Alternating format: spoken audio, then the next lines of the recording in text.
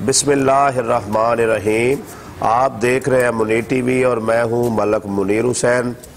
दोस्तों, इस वीडियो में मैं आपको तमलीक वरासत का बताऊंगा। आम तौर पर हमारे इल्म में यही बात है कि जब कोई शख्स फौत हो जाता है तो फिर उसकी जगह का जो है इंतकाल होता है, आगे उसके वारसों को मिलती है।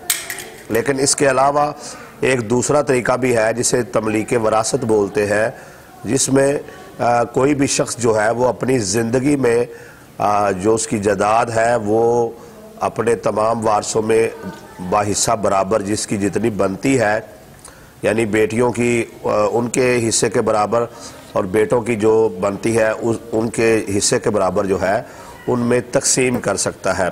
इसको तमलीक वरासत बोलते हैं। इसका तरीक़ाकार भी जो है वो इंतकाल जैसा ही है कि वो शख्स जो है वो जाएगा और जाकर पटवारी को ये बात बताएगा कि मैं अपने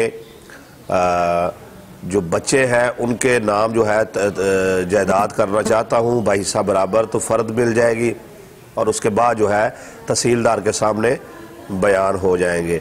तो तमलीक वरासत असल में यानी कि इसका मतलब ये है कि जो चीज़ आपके मरने के बाद होने वाली है वही चीज़ आप अपनी ज़िंदगी में भी कर सकते हैं, और इसका भी कोई ज़्यादा ख़र्चा नहीं है।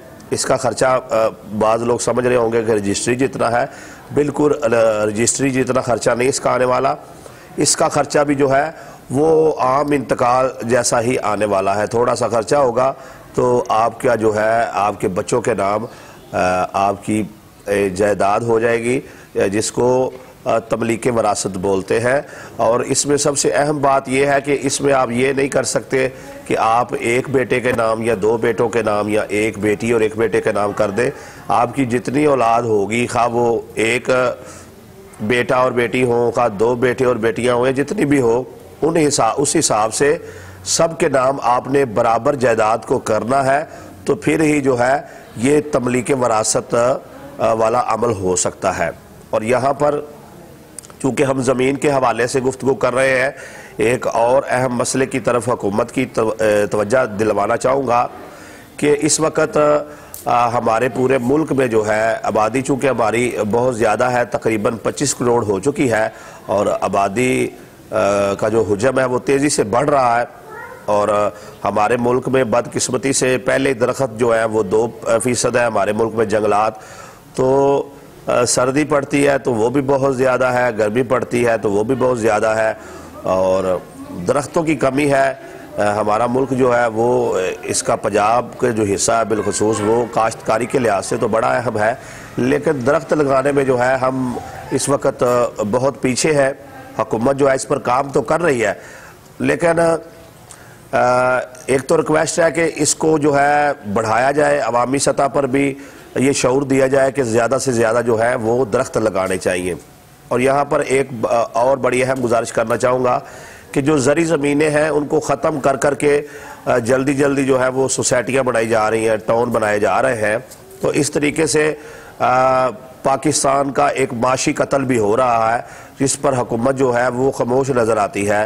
तो इसके लिए सबसे पहले तो ये चाहिए कि ये जो भी कोई बंदा सोसाइटी बनाना चाहता है तो वो बंजर ज़मीन की तरफ रुख करे। अब कोई बंदा ये सवाल कर सकता है कि भाई अगर शहरी आबादी है और उसके चौ तरफा जो है सारी की सारी ज़री ज़मीनें हैं, तो अब 10, 20, 50 किलोमीटर दूर जाकर किसी वीराने में तो नहीं बनाई जा सकती सोसाइटी। तो यहाँ पर यह रिक्वेस्ट करूँगा कि कोशिश तो करें कि वीराने में ही जाकर बनाएं। अच्छा, अगर आप वीराने में नहीं बनाना चाहते, आप कहते हैं कि जी सोसाइटी पास करने का जो है हम शहर के नज़दीक ही हुक्म देंगे, तो फिर वहाँ पर भी हुक्म ना दें, बल्कि आप यूरोपीय तर्ज पर यहाँ पर निज़ाम लाएं कि जैसे मेरा एक दोस्त है कोरिया में, तो मेरी उसके साथ बात हो रही थी, तो उसने मुझे लाइव जो है वो दिखाए कोरिया के मनाजर। तो बड़ी बड़ी बिल्डिंगें थी, तो मैंने पूछा कि यार ये बिल्डिंगें इतनी बड़ी हैं तो क्या मामला है। उसने कहा जी यहाँ पर कोरिया में जो है ज़मीनें बहुत महंगी हैं और आप जो है वो यहाँ पर दूर दराज में जाकर ज़्यादा जो है आबादकारी नहीं कर सकते, बड़े बड़े मकान नहीं बना सकते जब तक हुकूमत की इजाज़त ना हो। एक तो दूर दराज इलाकों में भी मकान बनाने के लिए हुकूमत की इजाज़त चाहिए।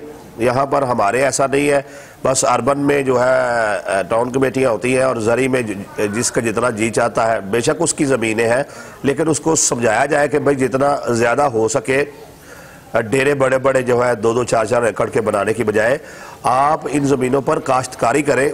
इसमें आपका भी फ़ायदा है और मुल्क का भी फ़ायदा है। और दूसरी चीज़ ये है कि उसने बताया कि कोरिया में ये है कि आप बजाय आबादी को जो है वो ज़मीनों पर फैलाने के, उसी पर ही जो शहर होता है उसी पर जो एक मंजिला मकान है उसको 2, 3, 4, 5 ऊपर को मंजिलें बढ़ाने की इजाज़त होती है। यानी ज़मीन में फैलाव की इजाज़त नहीं होती, बल्कि आपका जो शहर है उसी को जो है ऊपर उठा ले, दूसरी मंजिल बढ़ाए, तीसरी बढ़ाए, चौथी बढ़ाए, 5वीं बढ़ाए, जितनी मर्जी मंजिलें बढ़ाए, लेकिन आबादी का जो मतलब जो फैलाव है मकानों का वो नहीं करने देते। तो ये एक अच्छा तरीका है। शहरों में हुकूमत को चाहिए कि कोई ऐसा प्लान तरतीब दे जिसमें ये जो बड़ी तेज़ी से बड़े बड़े मकान बनाए जा रहे हैं तो इस पर कंट्रोल हो सके, बल्कि ये हुक्म दिया जाए कि आप एक मंजिल के बाद दूसरी बना ले, तीसरी बना ले, चौथी बना ले। इस तरीके का कोई जो है सिस्टम लाना पड़ेगा, वगरना जैसे ज़री ज़मीनों के साथ ये हाल इस वक्त पंजाब में और बिलखुसूस पाकिस्तान भर में भी हो रहा है, तो वो वक्त दूर नहीं है कि जब जो है पाकिस्तान जो है पहले भी इसका शिकार है और फिर बहुत ज़्यादा हो जाएगा गंदम की किल्लत का, चावल की किल्लत का, सब्जियों की किल्लत का, फलों की किल्लत का। तो ये इस तरफ हमारा मुल्क जा रहा है और बदकिस्मती से हुकूमत जो है इस मसले को हल करने में फिल वक्त जो है संजीदा नहीं नज़र आती।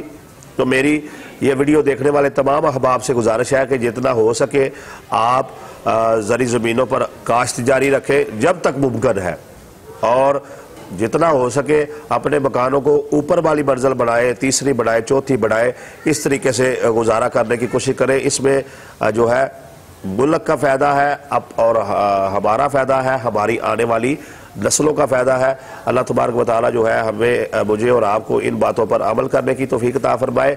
और अगर मेरी वीडियो पसंद आई है तो बेल आइकन के बटन पर क्लिक कर दें और चैनल को सब्सक्राइब कर दें ताकि आपको मेरे आने वाली हर नई वीडियो जो है वो मिलती रहे।